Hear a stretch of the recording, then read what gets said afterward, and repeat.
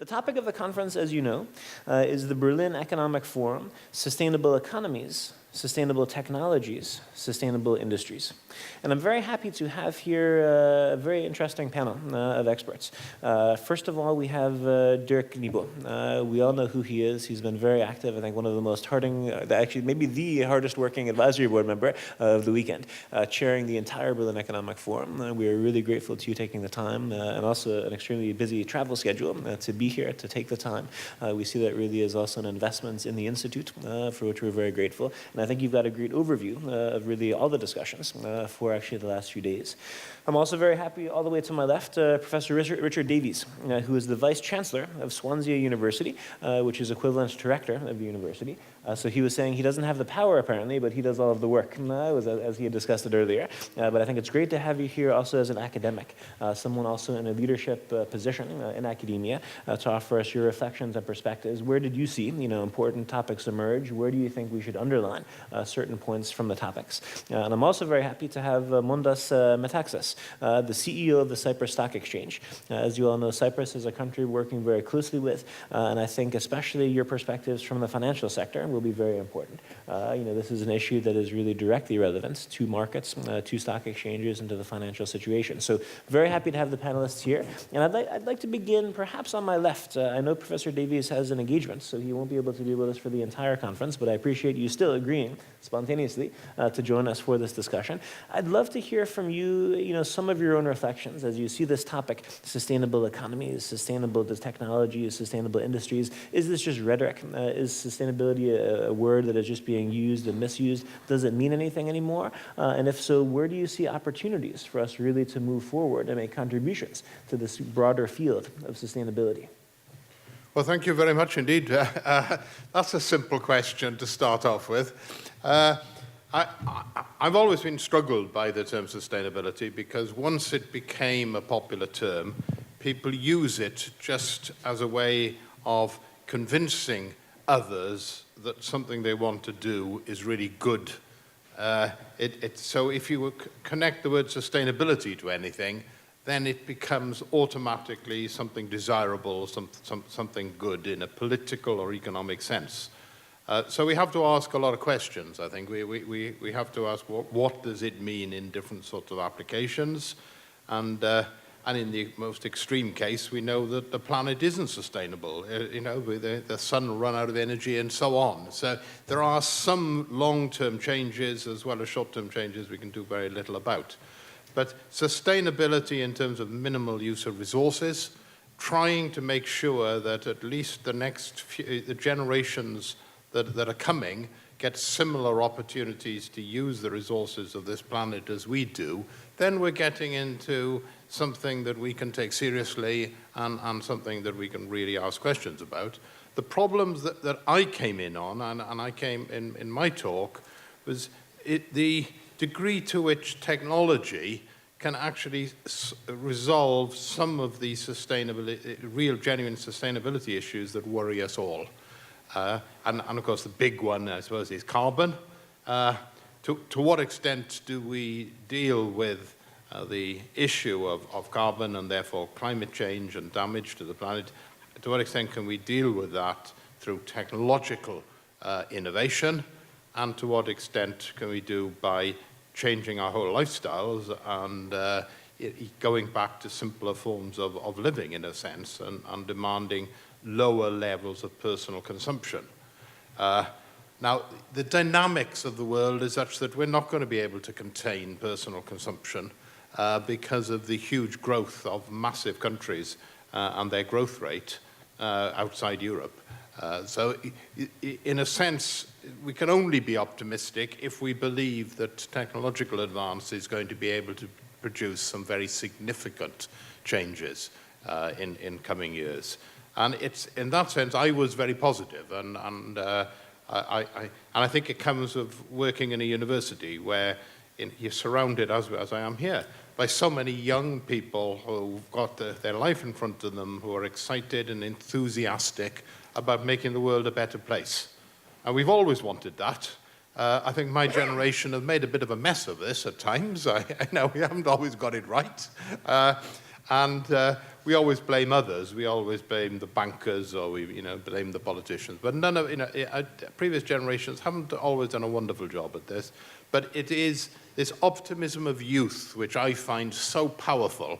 And I feel the joy of working in a university is that you can begin to capture some of that enthusiasm and optimism. And it does link in science areas. It links to the scientists engaged in dealing with issues, many of which will prove to be beneficial to humanity.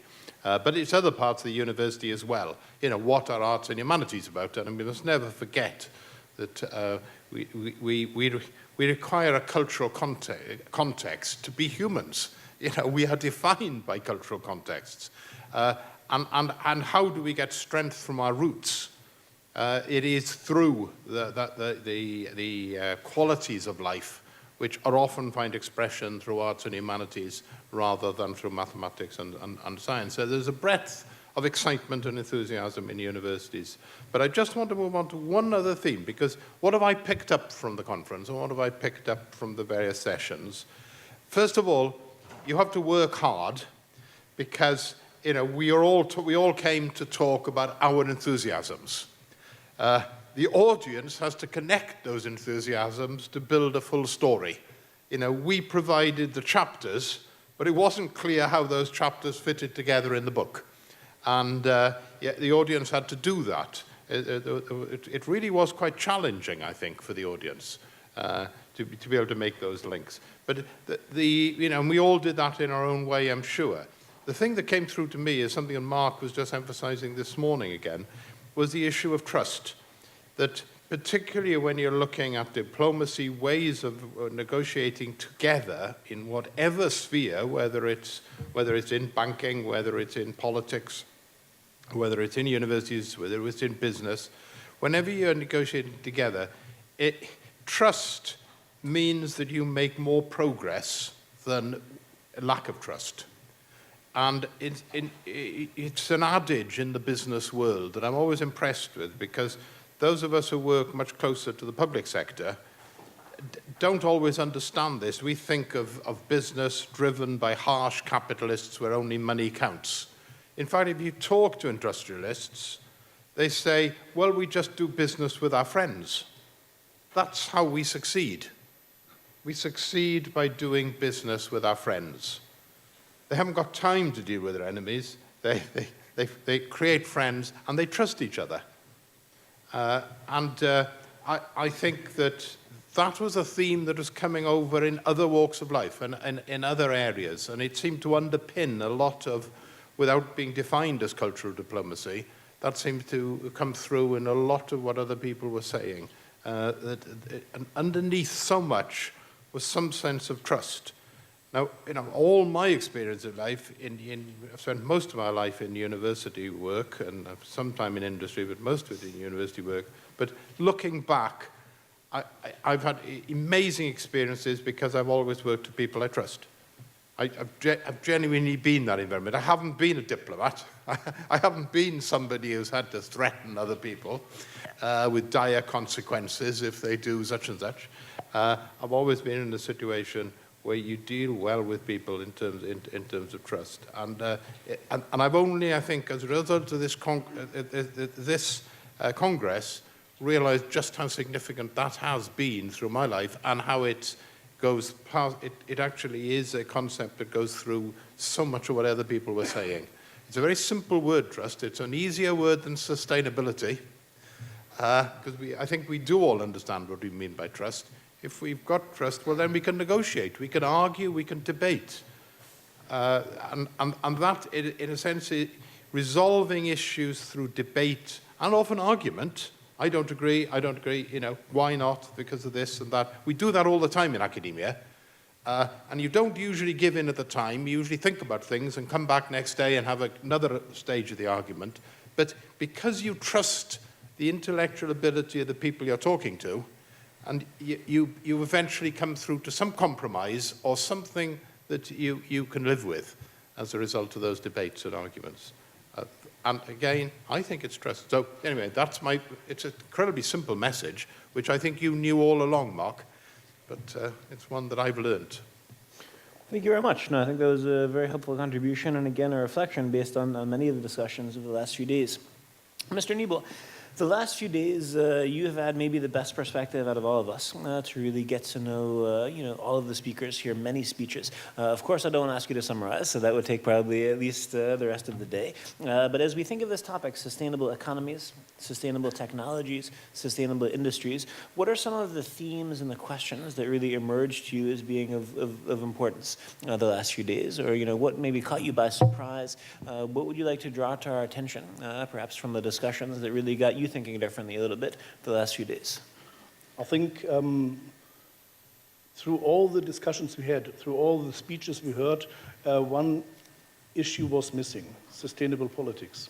Because it's a link between all the others. The politics create the frameworks where all the others have to live and to work in. And when you remember how the item sustainability was born, it was 300 or 400 years ago in the forestation in Germany, and it meant that you only harvest as many trees as you can grow again in the same time. This is sustainability in the real definition, I guess. But nowadays, everybody has his own definition of sustainability. It could be sustainable for somebody if you fly to the United States and you pay into a fund for planting new trees to have less CO2 emissions. Somebody think this is sustainability. I think it's not, but everybody has his own definition, and for this, this conference was very interesting to have a link between the different classes, the economy, the science, the stock exchanges, the sustainability professionals from enterprises, and everybody has to learn what is the meaning of sustainability for the other ones. And I think what maybe could be the item of the next conference would be the linkage with the politics. What are they doing to create a framework that at least our behavior is less dangerous for the future of our world? Our behavior not only in our environmental cases, but also in financial cases. What is sustainability financial politics? And I think this is, after the framework, the next most important point we have to discuss, because without sustainability in the finance world, you don't get sustainability in the economy, you don't get sustainability in the sciences, because everything belongs together and is linked. And what I want to say at last in the first round is that it was really challenging for the auditorium to link all the different approaches to sustainability. And for this, you need, of course, diplomacy to do this. And I learned that you have a lot of spontaneity. Spontaneity, is it right? I don't know. You have to be spontaneous, and you have to be very flexible if you work together with ICD, and I want to thank you and your staff especially for the organization of this conference. It was a hard work for many of them to bring all into a schedule that works afterwards, because everybody who came in for a speech, not for the whole conference, but came in for a speech, had a small window in a timetable to be a part of this conference, and you managed it wonderful, especially, I say, Marissa, my personal assistant, and I want to say it in front of the auditorium because it was really a hard work for them. Thank you very much, and I second that as well. So maybe just a brief applause for Marissa and all of the team. Far too many to even begin mentioning names, but I fully agree. It takes much more than a family to raise a child, and I think this last few days has certainly proven that. I'd like to now move to Cyprus. Mr. Metaxas, as we deal with these issues of sustainability, I'd love to hear your perspectives, on the one hand from Cyprus, on the other hand from as CEO of a stock exchange. What emerged for you as being the key questions or the key issues, and where do you see opportunities for further engagement to try to create more effective sustainability? First of all, Mark, I would like to thank you for organizing this conference and all of the staff. And I would like to admit that it was for me a learning experience. It was indeed a learning experience. And I would like to share briefly with you two thoughts. There are certain terms that sometimes come in our lives and they start bringing a lot of theoretical discussion until they actually become a problem. Sustainability is one of them. I will mention another term, corporate governance. Everybody was talking of corporate governance. There were discussions of corporate governance. There were models of corporate governance. There was the British model, comply or explain. There were other models that we have to enforce it. And then we have the issue of the collapse of Lehman Brothers. And then the European Union appointed a Wiseman committee that was here, and they wrote down certain things about corporate governance. If these things were read about countries like mine, like Greece, like Spain, like Portugal, I'm positive that the present financial crisis in these countries would have been avoided. So my message, my feeling is that sustainability should be a subject matter of discussion and decisions before actually we have to face very difficult problems. And yes, it's an issue also of political sustainability, because unless the politicians pop in, we will not have a definite solution, a definite approach to the issue. And we need it, because where economy is interdependent, we are talking of globalization. So what happens in China affects Germany. What happens in Germany affects the States. If Brazilians are cutting their rainforests, then it affects everybody. So politicians at the point in time have to discuss the issue, and they have to find common denominators. And as I said in my short presentation yesterday, cultural diplomacy is a wall breaker. We don't need issues that establish walls. We need issues that break walls. And cultural diplomacy is a wall breaker. Another issue, from my own professional perspective. Long time ago, when I was studying economics, we were talking of the optimum use of resources. Now, for the investors, it's not the optimum use of resources. There are other parameters joining the whole process. For example, is the industry environment friendly? Is the industry contributing to, let's say, the growth of its surroundings? I come from a small town in Cyprus, Larnaca, and they have found now offshore oil reserves. And they wanted to establish a plant in Larnaca for dealing with the industry, for the wastes. And people in Larnaca objected. And they said, no, we don't want the income. We don't want this plant in our city. We want our city to be more quiet, more calm, etc. So there are issues beyond the optimum use of resources that we knew in traditional economics that come in the States. And investors now, when they are at the same time citizens of a country or of another country, and when they read the balance sheet, they really look, and I know it firsthand, in the contribution, in other, they really look and study other parameters apart from sheer profitability, because the resources that are used, they have to be sustainable. And the community and the company are interdependent terms.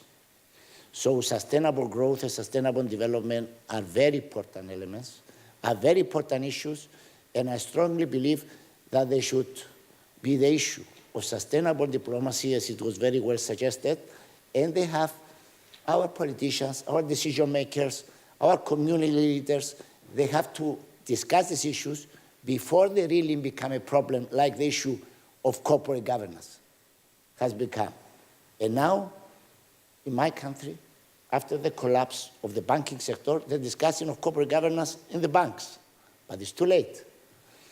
But let us think of the generation. Let us think of the young people, of you, of our children, and that's our contribution, to prevent, to learn from the lessons and from the mistakes that our generation has done, and we have done many mistakes. Thank you very much. I think that's a good segue, actually, into also participations from the younger generation. May I add Please. only one point? What makes it much more difficult than in former times to discuss till you have a good solution is the speed. the speed of communication, the speed of medias, the speed of the people who want to have answers. 20, 30 years ago, politicians went on a ship and went by ship over the Atlantic Ocean from Europe to America, and the world still went on. 20, 30 years ago, you got a letter. You read it, and you thought about it. You put it on the side, thought about it, and a few days later or a week later, you answered it. Today, you get an email, and if you didn't answer in between the next half hour, you get a shitstorm. So when is the time to think and to discuss to get the best solutions? I think this is one of the most important issues we have to solve to become better in this. In fact, sorry, do you think I could come in on this? Because I think this is incredibly important. And could I tell very quickly a little story? A few months ago in Texas, where my university works with many Texas universities, I went to the ranch of LBJ, Lyndon Baines Johnson, who you'll remember as a president of the, well, I remember as a president of the United States, none of you will remember, but back in the 60s, who followed Kennedy when President Kennedy was assassinated. And he was from a small town, very small town in Texas, which had no electricity, and he made his name locally as the politician who managed to get electricity into these little townships in the hill countries of Texas. But the point about this ranch was that while he was president, he was entertaining in his home, diplomats, politicians, leaders from around the world. He was driving them around the ranch. He was showing them his prize animals. He was going out riding with them. But the point is, he was doing business. You didn't have the press listening every minute. Those politicians didn't have to come out of the room and talk to a bank of television cameras, be very careful what they said, because anything out of order would be taken and exploited and twisted in the news media that evening. And after a weekend, he did deals. People agreed. Politicians and leaders from around the world came to agreements, signed things there in the ranch. And that was, a wonderful example of the trust, which I think you're absolutely right, that the modern media erodes, because politicians feel they've got to say something all the time, but what they say has always got to be so neutral and so careful that it takes humanity out of it. And how can we respect politicians who are talking about extremely important issues in very trite, careful ways to avoid their words being misquoted and they don't want to say anything off guard. They don't want to say anything they haven't carefully prepared. I think that inhibits diplomacy, and perhaps we can use sustainable diplomacy. I'm sorry to be concerned about this word sustainable, because if you just replace it by unsustainable, well, of course we don't want unsustainable politics, we don't want unsustainable economies, we don't want unsustainable diplomacy. So of course we want everything sustainable. But anyway, I think that there is something going on here which I think has to be somehow managed in order to avoid the conflict being created by offhand remarks to the media, or remarks to the media which are so guarded, politicians cease to earn the respect of people. Thank you very much. People usually take decisions on the basis of information they have in front of them. We are rational beings. And if we have half of the information, we may not take the proper decision. And it's frightening, and I fully agree, the speed of communication and the amount of information we have. Something happens now on the other end of the world, and we see it in front of us through Skype, through the media. And it is imperative that we find ways that the proper information is in front of of us. And you being people from the, who are educated, I think you have to give your priorities not in emotional thinking, but in thinking based on the information you have. You have to seek to complete the information that you have before you take a decision. And this is the best defense against the politicians. Because usually politicians play with the information they have in front of them. I remember... Oh, that's not true. Yeah, this is... and another parenthesis. I was always marginally interested in politics. And when I was doing my MBA, I took a course on politics. And the course of my textbook was Swords into Plowshares. It was the task of countries and of politicians after the Second War to turn their swords, their weapons into plowshares for the growth of everybody. And then we have the example of the European Union, that through abolishing wars, abolishing financial wars, abolishing economic wars, even political wars, we see countries prospering. And now we see that smaller countries that are suffering from the crisis, we see bigger countries in the Union coming to the assistance. Cyprus is receiving assistance from the Union in order to go out of the crisis. And I believe that sustainable growth can come through cooperation, because one industry in one country needs clients in another country, needs suppliers in another country. So if the resources in Germany are not sustainable, and I'm a Cypriot buying from Germany, then the growth of my company is in doubt. So we don't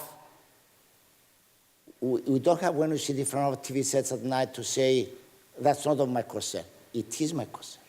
We have to take our decisions, but we have to take educated decisions. We shouldn't let other people give us the information they want. We have to seek information, and we have to take our decisions based on dialogue and rational thinking.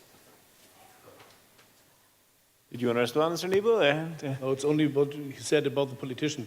I learned as a politician, and I'm out of office, so it's over. I learned that you are not allowed to lie, but you don't have to say everything what you know. Okay, excellent. So let's see if that has provoked some comments or some questions. We'd love to hear your perspectives. Does culture diplomacy and sustainable economies have anything at all to do together? Also, additional questions, additional comments. If one of my colleagues could assist us, if we have a wireless microphone. I see the first hand in the back. Is Victoria or Marissa maybe here who can assist us? There should be. Esteban, even better. There we go. Let's begin with Juliana. And please introduce yourself as well. Hello, my name is Julian, and I'm a student of ICD and University of Siena. And my question comes from a person of culture, not of economics. And it goes to Mr. Dirk Niebel. In the past 4 days, we have heard so many people praising Germany for its economical progress and GDP. Is this the real source of admiration for Germany? And the second question is, what is the international authority of Germany, or where is the international authority of Germany coming from? $1 million question. I think we have a strong economy because we did our homework 10 years ago. We has been the last in the European Union economically in 2002, 2003. And in the year 2004, we had very big reforms, especially in the labor market. Not everybody liked it, especially in the social system. Not everybody liked it, but we became competitive again. And this competitiveness in cooperation with innovation of our enterprises was what makes us so strong that we could manage the crisis. Also, we had very well connected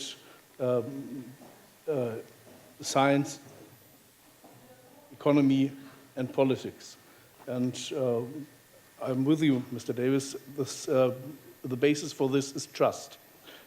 Maybe some of you has been here yesterday when the finance minister from Kosovo delivered his speech. I met him several times, and these personal meetings created trust. And even if there have been some very critical political discussions we had to have, especially with the Southeast European area at all, with dealing with it, we had the basis for a very good cooperation.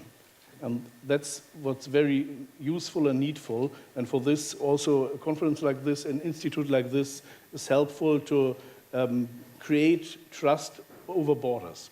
And we have been in Germany in all parts of the society very good in this, obviously, so that we have partners which believe that we are fair. This was also the role of Germany in the European Union for a very long time in the cooperation with the smaller member countries. They knew that we didn't want to have a bridge, Paris, Berlin, Moscow, or whatever. They knew that we also are interested to make sure that the interests of Denmark, Netherlands, Belgium, or whoever are a part of the decisions of the whole European Union. And for this, I'm sure it's the basis, together with the reforms we did in our internal systems, to be strong and to come very good through the crisis. And the second question was because of our standing in the world, or? Where does the international authority of Germany coming from? So, but I've got the answer. Yeah, it's the same answer, yes. It belongs together. Thank you so much, sir. You're welcome. Additional questions and comments? This is our chance to engage. Please introduce yourself as well. Hello, good morning. My name is Julian Stefan. I'm working as a consultant and I consult companies in operations management. And one trend that is quite apparent for us is digitalization. We didn't have the chance to talk about that so much in the last days, but I would be interested in your perspective what digitalization, especially in the sense of automation and also the digitalization of the value chain means for the different pillars of sustainability. So I would be interested in your perspective on the challenges and the risks that are caused by that. So I would start with the science. Mr. Davies?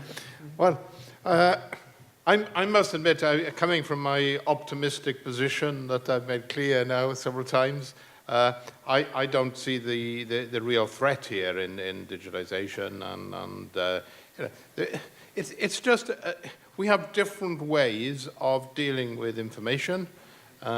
It's faster.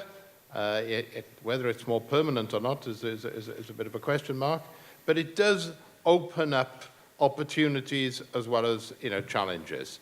And this is all about innovation. I mean, it also links to the last question about why in the respect for Germany. I mean, part of it is the innovation. Germany does technological innovation incredibly well, and the challenge has been in each generation. How did you use the printing press to advantage? People were horrified, of course. And some of the Christian churches were horrified about the printing press. Everyone might be able to read the Bible or what have you. And each generation has a new area of technology which can appear to be dominant, but we have to be flexible enough to use it to our advantage. The sort of things that we've seen with digitization is around automation, and it is interesting you combined automation with the sense of digitization, and very often you hear this in terms of the threat of jobs. Well, there's no question there will be in a country that's modernized, that is rising to the challenges of dealing with the new physical capabilities of society, that there'll be fewer and fewer jobs for unskilled and more jobs for more skilled.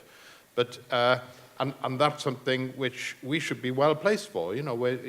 It's the countries which have got hundreds of years of experience of mass education can cope with that. The bigger problems are coming in areas like China, where as they try and move up the value chain, they can't skill up fast enough to cope with the demands, and that's going to take them a long time. We can do it, and we can gain benefit from it. And the final aspect is in automation is the opportunity for miniaturization, using fewer of the world's resources to do the important things. That is a movement which probably isn't being applauded enough yet.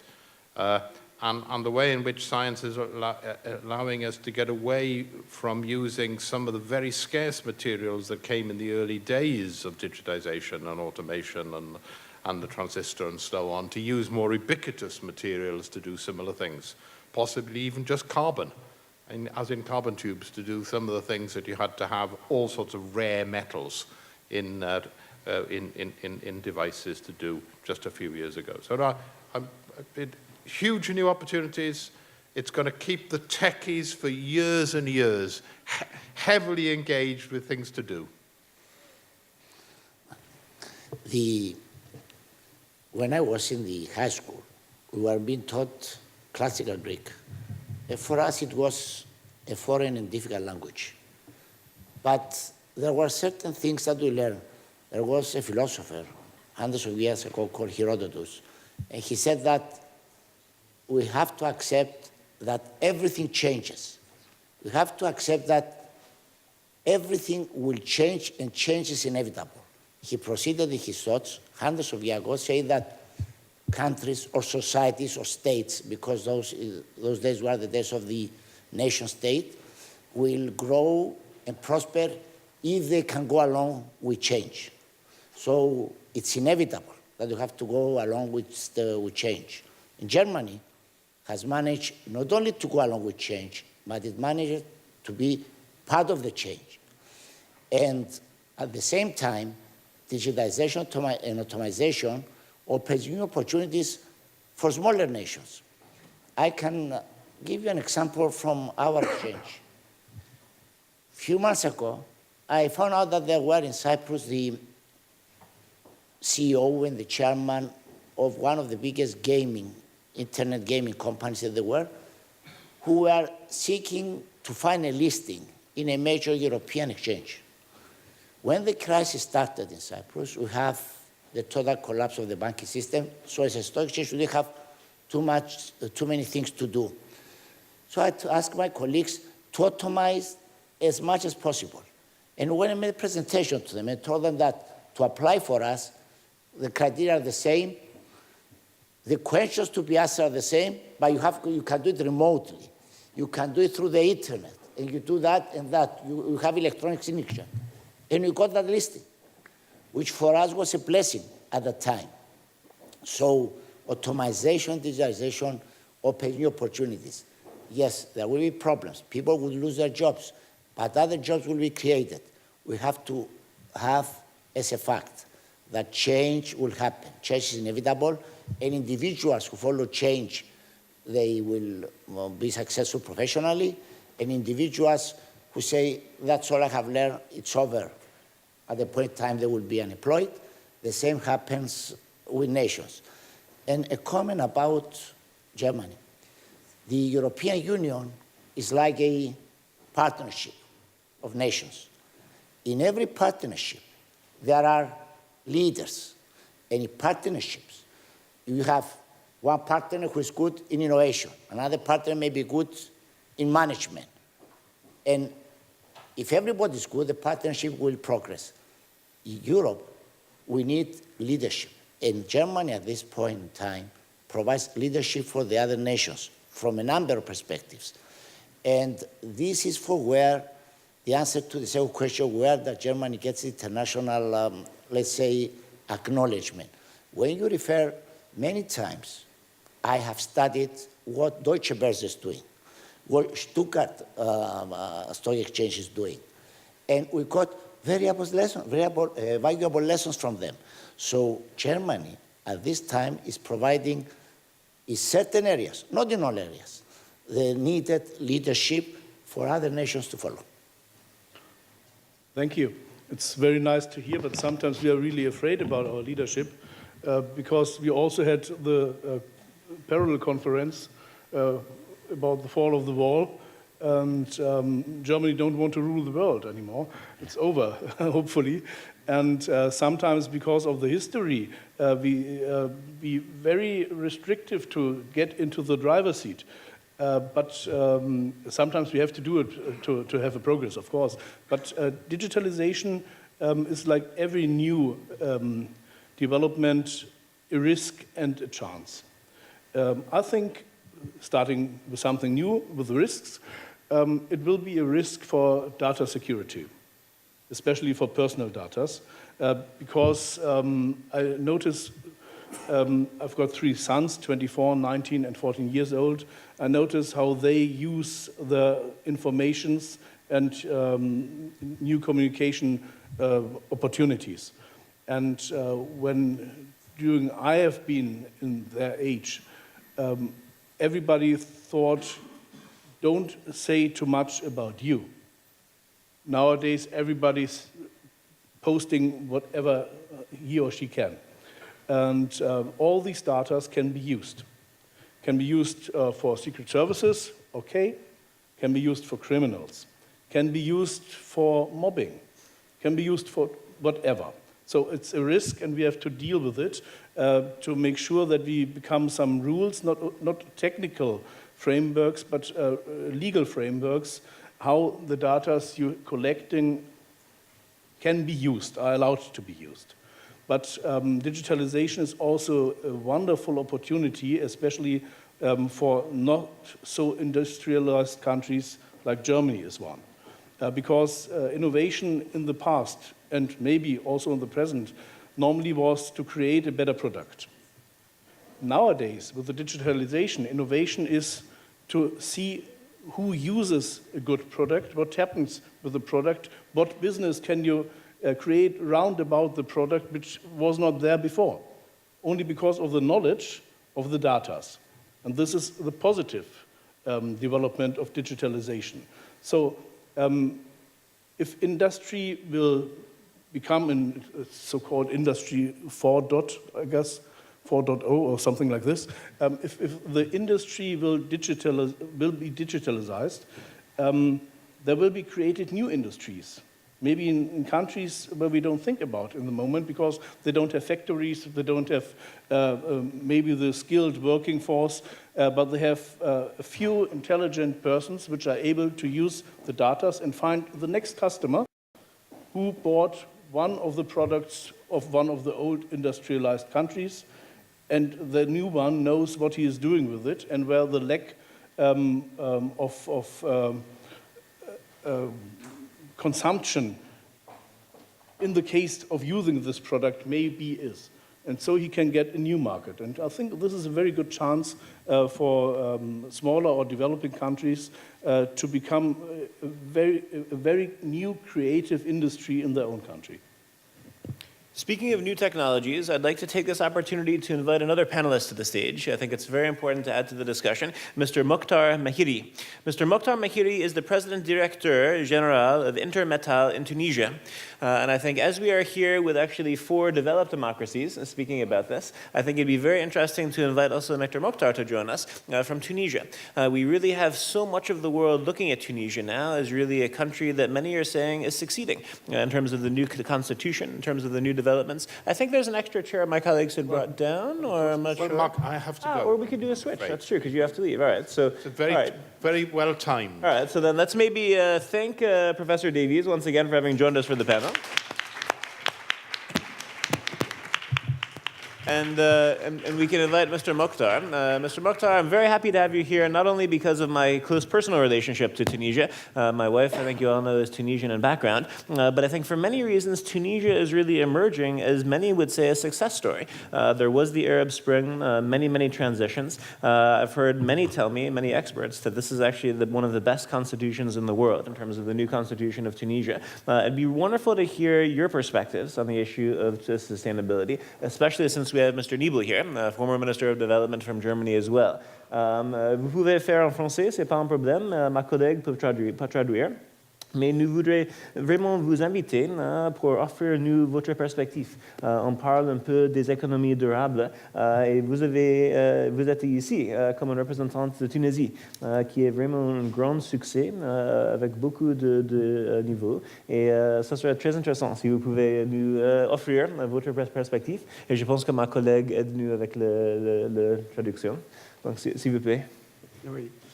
Je voudrais tout d'abord rappeler que la Tunisie, c'est une vieille civilisation de 3000 ans et a commencé avec Hannibal, Hamilcar, et elle était une force qui s'oppose à Rome.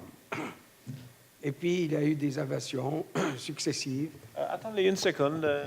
C'est ça là? Oui. Attendez une minute pour la traduction. Jessica, can you D'accord. Okay, so I would like to say that Tunisia is a very old civilization, which started with I couldn't hear that word though. Ok, est-ce que vous pouvez c'est une ancienne civilisation, et est-ce que vous pouvez continuer? C'est une ancienne civilisation qui date de 3000 ans et elle représentait une force qui s'opposait aux Romains. So it's an old civilization that is 3,000 years old, which is a force opposed to. Et tout le monde connaît Carthage, qui est très fameuse. Bon, il y a eu des péripéties, et puis en 56, nous avons eu un grand homme qui est Bourguiba et qui a révolutionné la société tunisienne en l'espace d'une génération.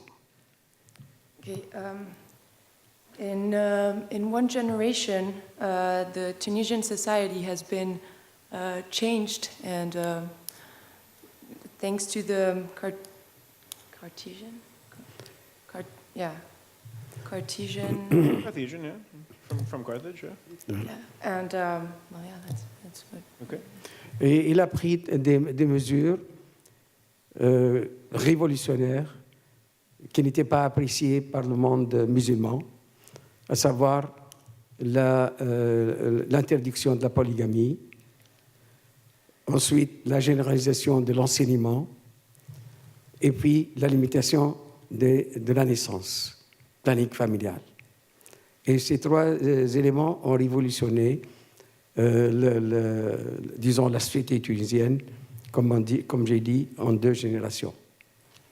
So in 2 generations, some facts have changed profoundly the Tunisian society. Those elements can be the generalization of education, the forbidden polygamy, and polygamy. So. Et puis on est passé ensuite à 23 ans d'un dictateur qui malheureusement a laissé son empreinte sur l'enseignement. Une empreinte plutôt négative. Okay, we then entered to a dictatorship which lasted a long time, and that had a big impact on the whole society, but mostly on education. On n'a pas formé l'esprit, mais l'enseignement est devenu une reproduction de ce qu'on apprend, sans aucune réflexion. Education then became the reproduction of its own self without thoughtful and deepness. Yeah. Mais la Tunisie est quand même vaccinée contre l'obscurantisme parce que actuellement, plus de 51% des étudiants à l'université sont des filles. But Tunisia is, however, vaccinated against obscurantism, since today 51% of students are girls in schools. Alors, on peut dire que la société est divisée en deux parties, qualitativement et non pas en nombre. Une partie qui vit au XXIe siècle et une partie qui est minime et qui vit au XIVe siècle. Okay, we can say today that the society is divided in two parts. One part that is living in the 21st century and another part that is living in the 14th century. Et la majorité s'est trouvée à l'aise dans le monde du numérique, de la digitalisation, et possède absolument tous les outils et exploite tous les outils. On dirait que cette partie vivrait comme les Européens.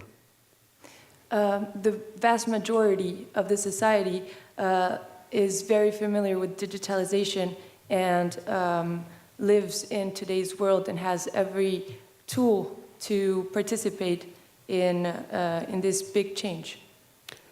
Il y a eu dernièrement, disons juste après la Révolution, la partie, disons un peu fermée, des islamistes ont pris le pouvoir et dernièrement, il y a eu des élections et ils ont perdu la partie et c'est les laïcs qui sont majoritaires. Okay, so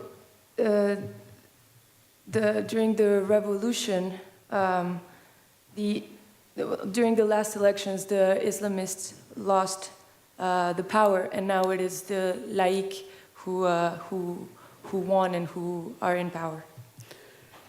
Malheureusement, l'autre partie, surtout la jeunesse qui n'a pas été formée, ils utilisent très bien l'outil informatique, mais pour des mauvaises gestions.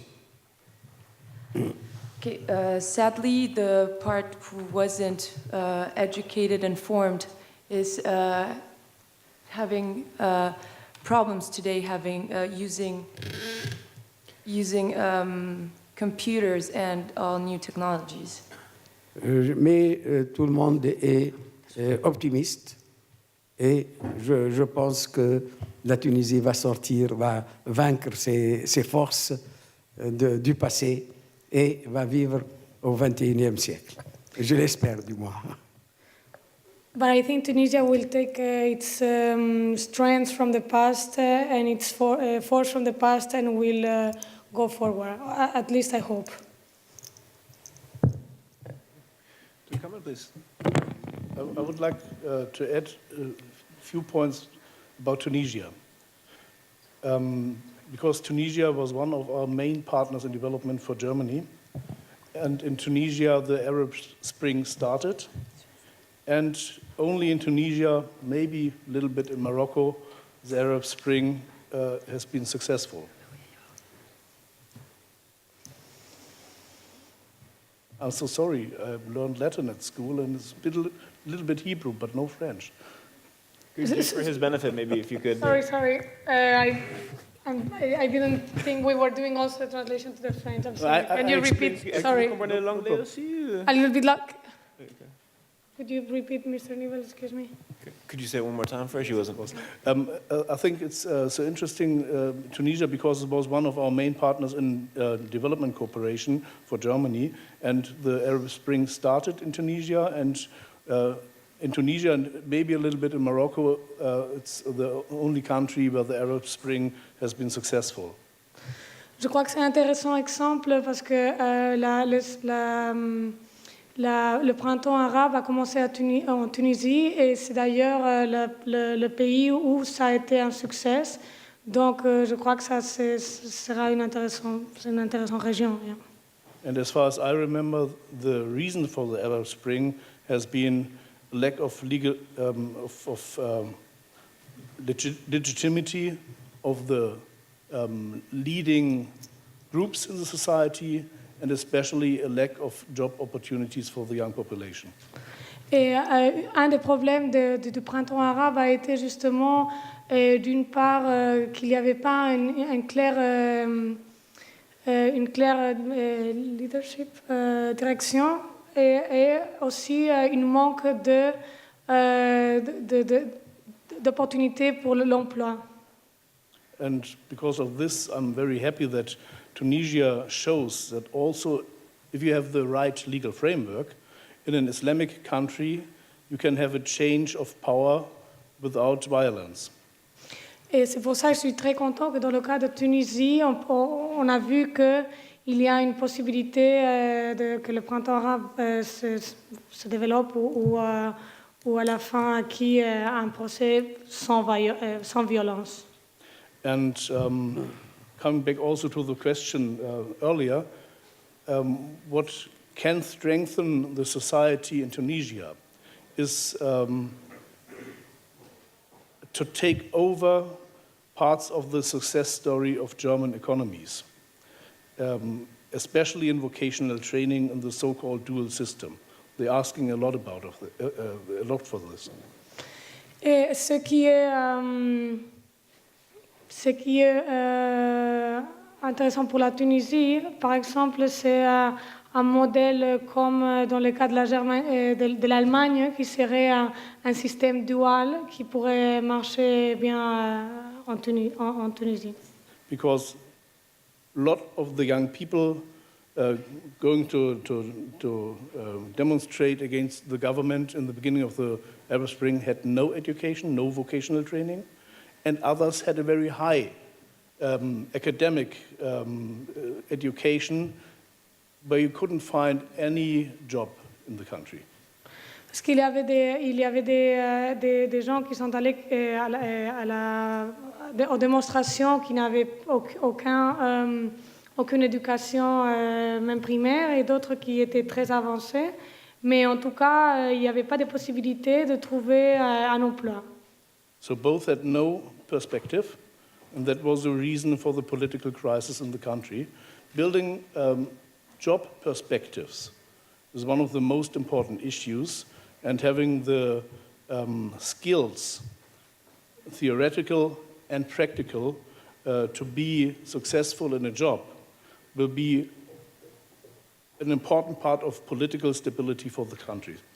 Donc aucun de ces deux groupes avait des possibilités d'emploi. Donc pour la Tunisie, avoir des perspectives d'emploi, des perspectives pratiques d'emploi est un des facteurs qui va nous assurer une stabilité politique dans le pays.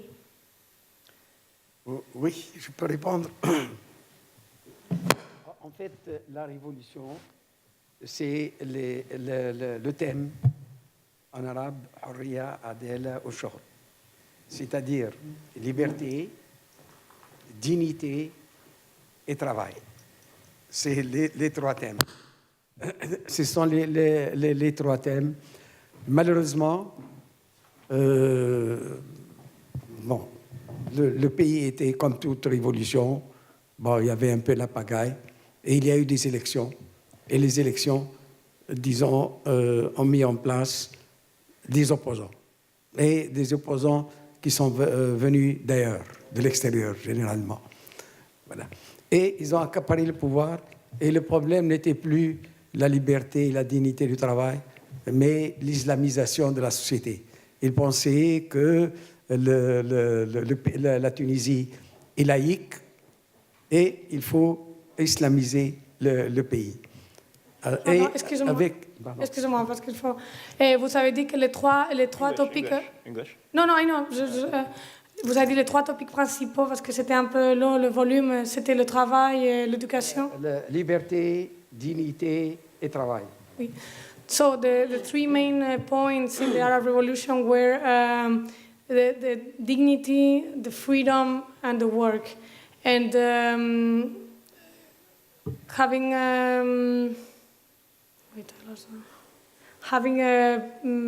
Et le travail. Et le travail. Work. Et après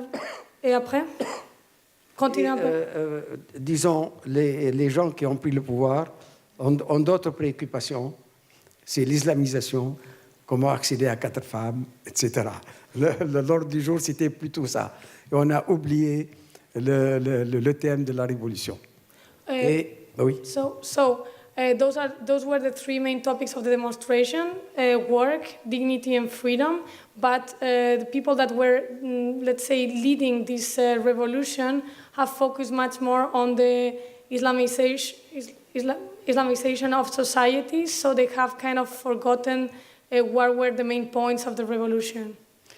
Et il y a un problème, grave problème d'ailleurs, qui est à l'origine un peu du terrorisme, c'est la télévision. La télévision qui vient du Golfe. Il y a des gens qui sont payés pour, à longueur de journée, montrer un islam dur. C'est-à-dire, finalement, la vie est secondaire. Il faut aller très rapidement au paradis où il y a ce qu'on veut. And there is an important problem there, which has been TV, the TV that is coming from the Gulf region, which is showing that life is secondary, and what is really important is the going very fast to heaven. So showing a very extremist image of Islam. Because of the 72 virgins. Sorry? Because of the 72 virgins. Yes. He said, il a dit parce que les 72 vierges. Voilà. Donc, c'est ce qui explique un peu, heureusement, comme j'ai dit, plus de 50% des étudiants sont des filles, et c'est pour cela que nous sommes immunisés contre cette culture. 50%, this is why I'm saying 50% of the students have this challenge, and we have to face that problem. Vacciner contre ce fléau. And we have to put a vaccine against this problem. Moi, je pense que je suis optimiste parce que ceux qui ont gagné les élections, c'est les générations de Bourguiba qui a instauré l'enseignement rationnel. Et on a posé la question à Bourguiba au début de l'indépendance. L'économie ne va pas suivre le développement intellectuel. Il a répondu, je préfère avoir des chômeurs éduqués plutôt que des chômeurs analphabètes. But I'm happy of what has happened with regards to the direction of the government, since it has chosen an education, a rationalized education, and they have said, I prefer to have unemployed, educated people than people with employment that don't have any education, analphabet people with employment. Merci. So let's continue the discussion, but it was very good to have also this insights. So please stay with us in case there's also questions for Mr. Mokhtar. Comments and questions for the whole panel. Okay, please introduce yourself as well. My name is Dawood from Afghanistan. Microphone or? My name is Dawood from Afghanistan. I just want to say that I'm sorry I'm not agree with Mr. Tariq Naval's statement that the Arab Spring was a very successful process. Since if we look at some Arab countries like Iraq, Syria, Libya, still we see problem that civil war continuing in these countries, and as a result of these revolution, we see the emergence of Islamic State government, which is a very big threat to not only to the let's say other countries as well as to Islamic countries. So, what's your idea? Is it real? Is it real successful for these Arab countries, or still you see some challenges in front of these countries? I'm not quite sure if I got it right, but I try to answer what I understood. I think the so-called Arab Spring was a people's movement to get more rights and more perspectives. More rights in their own country to be a part of decisions, and more perspectives for their personal life, especially in economic questions. Sorry, Mr. Newman, let me translate the question and your point. Je crois que la question que je n'ai pas très bien compris non plus, c'était, il a dit qu'il n'était pas d'accord parce qu'il croit que l'Arab Spring d'ailleurs a été un mouvement de succès, mais Monsieur Nibel était en train d'argumenter que la révolution arabe ou le printemps arabe, c'était une initiative pour les personnes de gagner des droits, de gagner sa liberté. And as far as I can see what happened in between, I think that Tunisia got it, and that Morocco, without demonstrations, also made the right changes in their constitution and for society. Et si j'analyse les exemples des exemples comme Tunisie et Maroc, Tunisie a accompli ce succès et Maroc a fait les réformes nécessaires dans la Constitution pour faire en sorte que ça fonctionne. Even when in Tunisia there has been an Islamic, not an Islamistic, an Islamic government, they made the necessary reforms to create diversity and to create a legal election framework and a constitution which was able to handle the elections and the turnover of power to another party. Et même quand en Tunisie, ça a été un Islamic government or reform, they have made the changes necessary in order to make sure. Même si même si le gouvernement est islamique, ils ont fait les changements nécessaires pour faire en sorte que le nouveau gouvernement fonctionne. This is French, right? Yeah. Okay. It was sorry. French, yes. And in Libya, we have war and chaos. In Egypt, we have a change of power, obviously, but we have restrictions against the people with the argument of the fight against terrorism. Donc à Libye, on a une situation un peu plus chaotique et en Égypte, on a une situation Egypt. Repeat about Egypt. I need to. In Egypt, we obviously have a change of power, but not what we think about democracy, diversity, and freedom. Et en Égypte, on a un changement de pouvoir,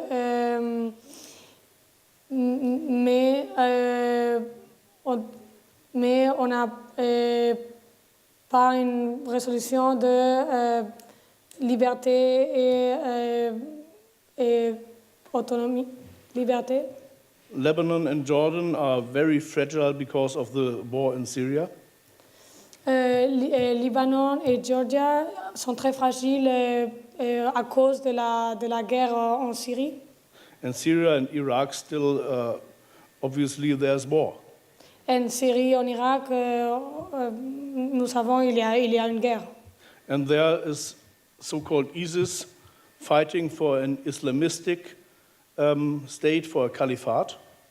Et on a ISIS qui est en train de se battre pour un État islamiste de l'Ifat. And I think this is a challenge for the whole world, not only for the Islamic world. Et je crois que ça, c'est un défi pour tout le reste du monde, non seulement pour les États qui sont islamiques. And in my opinion, I will be very frank and clear. These are terrorists and they have to be fought. Et dans À mon avis, et là je vais être complètement sincère, ces terroristes doivent être exclus ou battus ou enlevés. But of course, I'm not quite sure if this was the right answer to your question. Mais je ne suis pas sûre si c'était la bonne réponse à votre question. Yeah, somehow it was answered, but as the topic is very, broad-based topic, it needs this special panel discussion about this topic. I hope we have this subject. Could you speak up a little bit? I can't get it. As I said, some of my question was answered, but still, since the topic is very important and very, this is a subject of the current media, so it needs a special panel discussion with the representative of these Arab Spring affected countries in order to close the chapter of these Islamic State governments, movement, and also the insecurity and civil war in Arab Spring affected country. I'm sorry, I don't. I don't understand the question or the.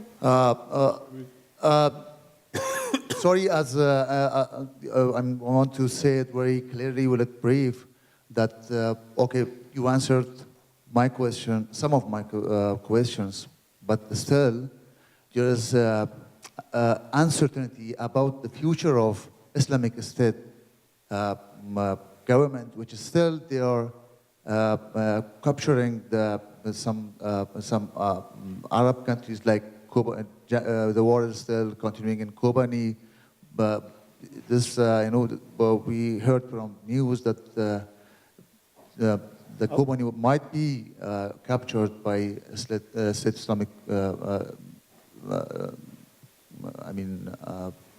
leadership. So why still the international community just not responding quickly and to demolish this? Okay, maybe I got it. You're asking why international community don't act stronger against the US by attacking Cubana. Okay, I can't answer to you. I don't know it. I know that all the countries which joined the coalition with Air Force are, as far as I know, in action.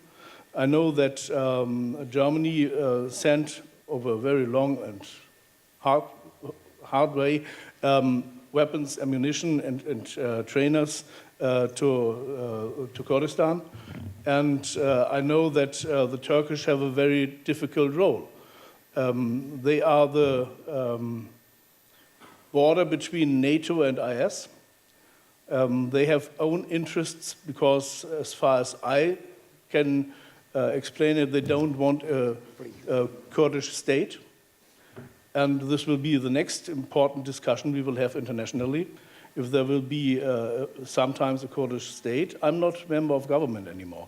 I'm not member of parliament anymore. I'm free. I say we will have it, and it's necessary. Can't tell you if it's only the Kurdish territory in Syria and Iraq. What about the Kurdish areas in Iran, Turkey, Azerbaijan? I think there will be a Kurdish state somewhere, and this is very difficult, and maybe one of the reasons why the acting of the international community is not as strong as you and maybe me, maybe I would like, because we have upcoming discussions in the world about integrity of territories of states. We had the referendum in Scotland. We had the not referendum in Spain. We have the war in Ukraine. We have the annexion of the Crimea. And we will have a discussion about Kurdistan. Next could be a discussion about Bavaria and Germany. It's no problem for me, but maybe for Bavaria. So this can be one of the reasons, but I don't know it. And I'm quite sure that the strongness of the acting of the international community against IS will belong in the risk they bring into our societies. And also here, I will be very clear, they have to be stopped. Everywhere, also in Germany. D'accord. Oui? Yesterday, there was a very interesting speech by the Honorable Minister of Kosovo. Out of the speech I wrote in my notepad, I don't have it with me, two things. He said, let's forget and forgive, one thing he said, and the second thing he said, for the Balkans, because there are two complicated areas in our neighborhood. One is the Balkans, the other is the Middle East. He said, let's stop writing history. Let's start writing economics. He said, I mean, coming from an area which we know what happened, it's good to start thinking about the welfare of the people in this area. And one of the things that the international coalition is doing is hitting the areas, the wells that produce oil, which ISIS is taking and selling in order to finance its activities. So valuable resources, we should be, let's say, used for the growth and prosperity of the people of the Middle East, are used to finance terrorism, and the rest of the world is forced to destroy them. So it is time to see ahead. It is time to see how we can use these things, these resources, for the benefits of the people of the Middle East or of the Balkans, but in a more, let's say, international perspective. There are problems which have to be solved. The Kurdish problem, it has to be solved one way or another. As long as it is there, it will be a source of problems. The problems in the Balkans, they have to stabilize in order to talk of sustainable development. Sustainable development needs a politically stable environment. And that's why, from the beginning of the discussion, I personally said that I'm all for sustainable political talk. We have to talk these issues. We have to find long-term solutions. And as long as human beings are talking, solutions can be found. If there is will from both sides, then I think that discussions, solutions can solve.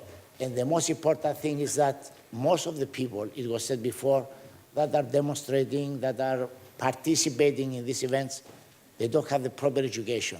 It's my strong belief that if they have the proper information, most of the people will not do what they are doing, fighting for ISIS, etc. We have to educate people to understand the benefits of peace, the benefits of cooperation, and above all, the benefits for everybody from growth. Mr. Mokhtar? Oui, puisqu'on parle de terrorisme, je pense qu'il faut clarifier la situation. Ce n'est pas vrai que le terrorisme, c'est un problème d'éducation. Parce qu'on a vu des ingénieurs, des informaticiens qui participent. Donc, ce n'est pas uniquement parce que les gens sont pauvres.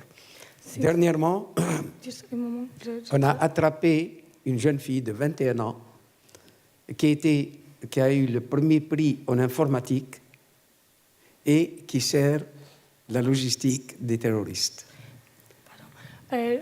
Puisqu'on a parlé du terrorisme, since we have mentioned terrorism and education, I must say I don't think terrorism is a matter of education, since we have seen very instructed people, for example, in the technologies or IT expertise that have supported terrorism. For example, he mentioned one example of a young lady of 21 years old that is a very qualified IT person that has supported, that has been arrested for having been supported a terrorist group with the technology.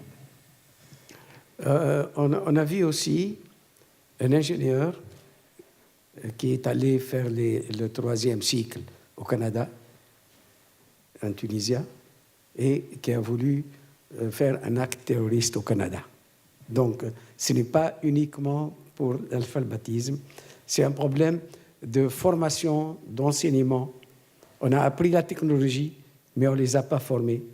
Et ils sont très sensibles au cerveau, au lavage de cerveau. Et les terroristes sont très forts pour le lavage des cerveaux et ils ont besoin de ces diplômés parce qu'ils ont besoin d'utiliser pour le terrorisme la digitalisation, l'interactivité.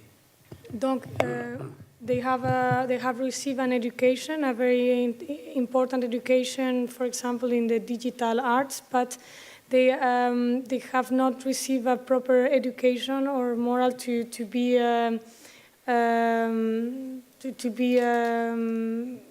or they are very sensitive to have their brain drain brain. You say drain brain, or how do you say? Brain drain. Yeah. Yeah.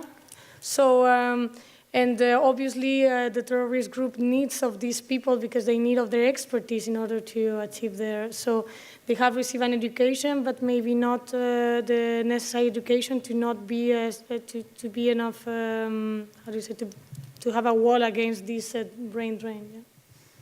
J'ai dit tout à l'heure que l'enseignement a été dévié. On a appris des recettes de cuisine, mais on n'a pas formé l'esprit pour qu'il soit capable de raisonner et de comprendre ce qui est faisable, ce qui n'est pas, ce qui est acceptable, ce qui n'est pas. Et c'est ça le problème. Alors, les Tunisiens, heureusement, qu'il y a deux classes, des gens qui sont formés, disons, qui ont une valeur personnelle pour raisonner, qui ont beaucoup de bon sens, et d'autres qui ont appris des recettes de cuisine sans se poser des questions, sans aucun esprit critique. So there has been a problem with education where there has been an education in terms of gaining the knowledge, but not an education for the spirit or soul, I guess you translate, for the soul, where they are now capable of knowing what is right or what is right. No, in terms of not being sensitive to this. So there is two kind of people: those who have received this knowledge education on. Of course, the expertise or the professional career that they have, and then these people that really have this education of the soul that really can make a difference between what can be done and what not in terms of ethics, I guess. Yeah. On dit le bon sens, c'est la chose la mieux partagée dans le monde. Mais certains n'ont pas eu une dose suffisante pour être immunisés contre les lavages de cerveau. So we said that this brain drain is the most common thing in the world, but certain people has not received the necessary education to be immune against this brain drain. Or, yeah. Je voudrais aussi rappeler que le printemps arabe, ce qu'il dit, le printemps arabe a commencé en Tunisie, et la Tunisie a été toujours le leader de ces mouvements. Je me rappelle que Bourguiba a lutté pour avoir l'indépendance en 56, et entre 56 et 60, à la limite 62, tous les pays ont eu leur indépendance. Donc c'est Bourguiba qui a, disons, la traînée des indépendances, ça a commencé par la Tunisie. Et le printemps arabe a commencé aussi en Tunisie. Parce que malgré la taille de la Tunisie, parce que c'est un petit pays, mais elle avait beaucoup d'importance. Et dans les Nations Unies, on attendait toujours la position de la Tunisie, qui est marquée par le bon sens, par la rationalité, pour que les pays africains, une partie du moins, prennent la même position. Donc la Tunisie a été toujours le leader. Tunisia has always been a country leader when it comes to the Arab Spring. He wanted to remind here that Tunisia has been the leader country in the Arab Spring, as it was also the leader country in the gain for independence in 56, between 56 and 62. And so in even though it's a small country, in United Nations, they have always been kind of waiting to see what was the position of Tunisia, since it has demonstrated to be a country with good criteria, and good driven decisions. In this sense, it has been a leader country both for the Spring Arab and for the independence. Je voudrais ajouter, pour montrer l'importance de l'enseignement, avec l'école de Bourguiba, et il y a eu un témoignage d'une femme qui est une bédouine qui habitait à 4 kilomètres de l'école. Elle amenait tous les jours ses 3 gosses, ses 3 garçons, ses 3 enfants à l'école. Et en l'espace d'une génération, ils sont devenus, l'un est professeur dans une université en Amérique, l'autre dans une université en France, et le troisième aussi, il a une belle situation. Comment? En une génération, on est passé de l'état primaire à un niveau d'instruction permettant d'enseigner dans les universités américaines ou européennes. And here I want to come back to education in the sense that or more than education, he means enseignement. It's education, but how would you say enseignement? It's Education. The way of instruction, yeah? Yeah, instruction, education, instruction. So he has mentioned an example of a woman with 3 kids that has been raised in the last, from the last generation, and now they have gone to universities in the United States, those who are currently studying. So this second generation that is currently studying has gone to universities in the United States, in France, and he sees here that from one generation to another, we have come from having a primary education to a really successful opportunity of having a secondary education in important universities. Je voudrais enfin, pour terminer, on parle des islamistes. En fait, il y a plusieurs lectures du Coran. Il y a une lecture extrémiste et une lecture, disons, de l'esprit du Coran. Les islamistes veulent utiliser les religions pour accéder au pouvoir. Alors que la lecture tunisienne, la religion, c'est une question entre la personne et son Dieu. Et l'organisation de la société, c'est une autre chose. Elle doit être laïque. Le pouvoir vient du peuple. Et eux, le pouvoir vient de Dieu, de leur conception de la lecture. Et c'est ça l'antagonisme. Et les Tunisiens, depuis le 19e siècle, les musulmans, ce qu'on appelle les oulémas, se sont toujours opposés à la lecture du Coran vient des pays de l'Arabie saoudite et compagnie. Et cet antagonisme dure toujours. Et c'est pour cela que la Tunisie est un pays de musulmans, mais qui accepte une administration et un état civil. So here he's making reference, or he's pointing out the difference between if we come back to the Islamic, to the topic of the Islamic and the Islamism, there is a big difference in the way that you can read the Quran. So something regarding Tunisia, or how Tunisia has professed religion or reading the Quran, is that even though it's an Islamic state, they have make a reading of the Quran or an interpretation very different from other countries like Arabia Saudi. And he said that there is an antagonism between these two ways of reading the Quran. For Tunisia, the religion and the reading of the Quran, it's established a relation between one person and its and God, let's say. But this is a personal relation or a way to experience religion that is different to what is professed in other parts. So in this sense, Tunisia has managed by being an Islamic state, but having a law or a government that is in some way laic or like. Secular. Only one sentence, because I think it's time. Sure, is running maybe out. actually as a concluding sentence, that would be excellent. But first of all, thank you very much. And the final point he made is about a secular state, in the sense that people may have a certain religion, very different interpretations of the Quran, but they chose themselves democratically. They wanted a secular state.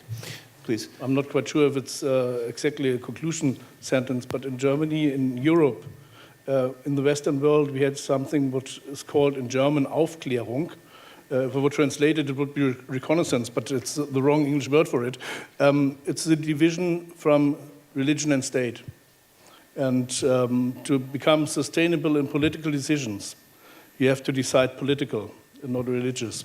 And I think this Aufklärung must happen also in the Islamic world as soon as possible. And maybe the result of the elections in Tunisia with the deselection of an Islamic party and the election of a conservative but political party, not a religious one, could be one of the first steps to that. Great. Well, thank you very much, Mr. Niebel, and to all of the panelists. I thought it was really excellent to have perspectives from established democracies, from very new democracies, on this broader issue, culture, diplomacy, and sustainable developments and sustainable economies. So thank you very, very much. And our time is now concluded, so we do need to transition to our next keynote address. Before we do, I would like to ask for everyone's support and expressing our gratitude to all of the panelists and to Elvira for the excellent translation.